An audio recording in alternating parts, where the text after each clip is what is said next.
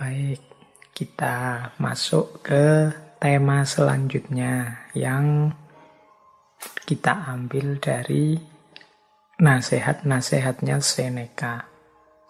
Setelah kehidupan, sekarang kita bahas perjuangan. Jadi usaha, upaya kita dalam mencapai hidup yang versi terbaik. The best version of our life. Gimana caranya kita memperjuangkan hidup ini biar hidup ini bermakna dan kita puas dengan hidup kita. Ini ada beberapa nasihat dari Seneca sehubungan dengan hal itu. Yang pertama kata Seneca begini. Kalau orang tidak tahu ke pelabuhan mana perahu dilayarkan, tidak akan ada angin yang menguntungkan. Ini kalimat pertama ini sebenarnya isinya adalah menantang kita untuk menemukan tujuan hidup, arah perjalanan hidup. Ini mau kemana? Jadi jangan hidup yang asal. Tidak punya tujuan, tidak punya orientasi, tidak punya arah. Orang yang tidak pernah mikir hidupku ini mau kemana, tujuan akhirnya apa dan di mana, ya tidak akan bisa melakukan perjalanan yang bermanfaat. Jadi kalau kita tidak tahu pelabuhan mana yang kita tuju, kalau pakai quotes dari Seneca tadi, ya kita tidak akan bisa menyebut ini angin ini membantuku apa menghalangiku. Ke arah mana aku harus menuju. Ya, wong kita tidak tahu pelabuhan mana yang kita tuju. Jadi perjuangan yang efektif itu yang pertama, ya kita harus jelas tujuannya. Ya kalau umat Islam ya biasanya kan secara general kita sebut semuanya ya kita menuju Allah, Pak, ilaihi roji'un. Ya alhamdulillah kalau kita sadar itu. Tapi kita ngerti bener enggak sih orientasi hidup, jalan hidup yang memang ilaihi roji'un, menuju Allah. Kalau kita ngerti ya kita berarti tahu tujuan kita dan tahu caranya berjalan. Jadi yang pertama, hidup itu yang efektif dan manfaat, teman-teman harus jelas arah tujuannya kemana. Mungkin ada tujuan jangka pendek, jangka menengah, jangka panjang, dan tujuan final yang paling besar. Nah, itu lebih enak kita kemudian menempuh perjalanannya. Jadi kadang-kadang kita itu kan hidup, kan banyak di antara teman-teman itu sudahlah Pak, mengalir saja. Loh, mengalir saja itu ya kalau pas alirannya membawamu ke tempat yang engkau inginkan. Kalau membawamu ke tempat yang mencelakakanmu gimana? Yang menyakitimu gimana? Kalau sudah jelas kalau kamu ke sana kamu akan sakit, apa ya kamu akan ikut saja alirannya? Kan enggak. Jadi paling tidak patoklah target tujuanmu yang jelas. Baru berjuang. Jadi kalau mau berjuang mati-matian, saya akan berjuang mati-matian. Memperjuangkan hidup saya, Pak. Hidup atau mati. Lah terus mau berjuang kemana? Targetnya apa? Indikatornya apa, teman-teman? Sudah sukses dalam perjuangan itu. Saya, Pak, yang penting nanti jadi pegawai negeri, punya istri cantik, punya rumah, punya mobil, punya anak yang lucu-lucu. Deal, berarti sukses saya hidup dunia. Setelah itu saya mikir akhirat. Wah, ini lebih jelas. Ya meskipun isinya tujuan itu bisa diperdebatkan. Tapi orang yang punya target ini kan orang yang sudah bisa mulai berjuang demi semuanya. Tapi kalau yang ditanya, sampean pingin apa sih?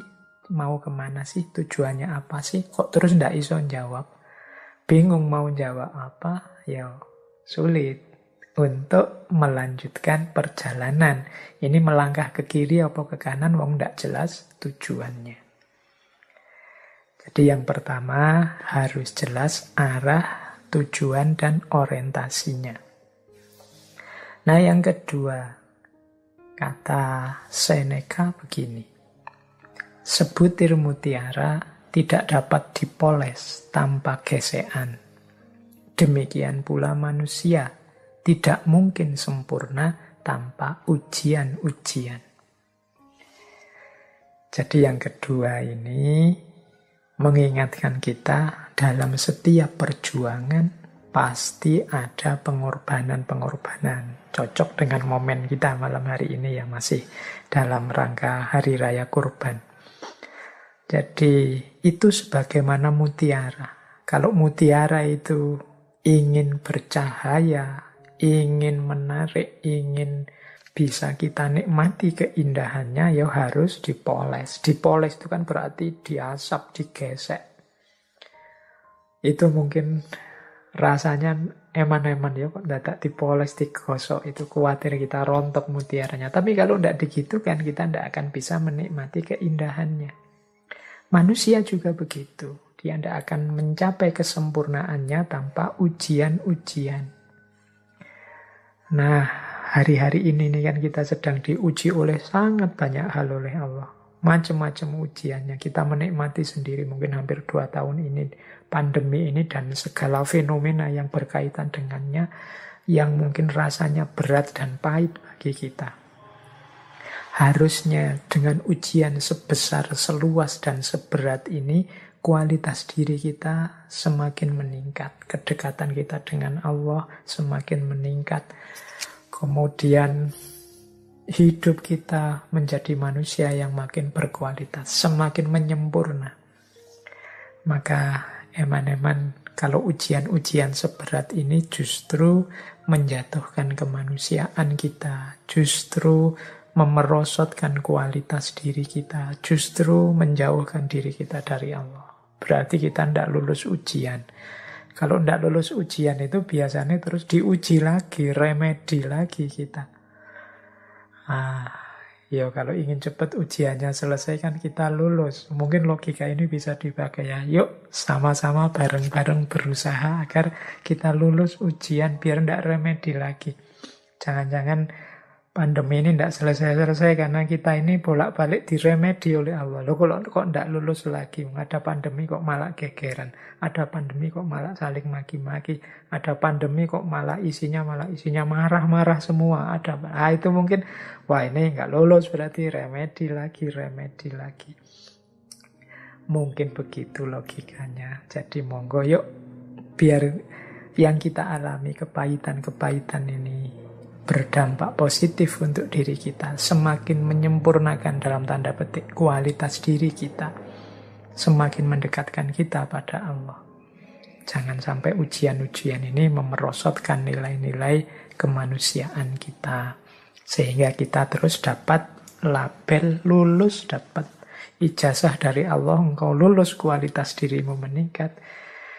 Dan gantilah kepahitan itu dengan kenikmatan. La in syakartum la azidannakum. Yang kedua. Jadi perjuangan memerlukan pengorbanan. Yang ketiga, kata Seneca begini sehubungan dengan perjuangan. Pertahankan semangat mudamu, engkau akan dapat menggunakannya lebih baik saat engkau lebih tua. Jadi ini penting ya kita ingat-ingat ya teman-teman anak-anak muda yang masih penuh semangatnya, masih meledak-ledak, masih menyala-nyala gairah hidupnya, pertahankan itu. Jangan diboroskan dalam arti kita kan biasanya teman-teman yang muda itu tidak terlalu concern mungkin menjaga kesehatan jasmani rohaninya karena merasa kuat saja, sehingga hidup secara sembrono saja. Pada akhirnya ketika usianya bertambah, pikirannya mateng, ilmunya sudah tinggi, energinya habis, semangatnya habis. Nah, karena masa mudanya sembrono, tidak bisa mempertahankan semangatnya. Jadi anak-anak muda engkau yang sedang sangat bersemangat, jagalah benar nyala semangatmu itu. Jadi Jangan sampai padam. Mengapa? Nanti kalau engkau tua, semangatmu ini akan lebih manfaat.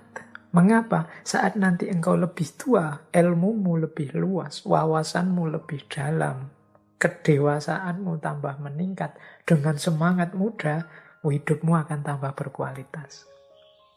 Kalau yang masih muda gini kan mungkin masih nafsunya masih meledak-ledak, mengiringi semangat, wawasannya juga belum terlalu luas, jadi kadang-kadang salah-salah ngambil keputusan.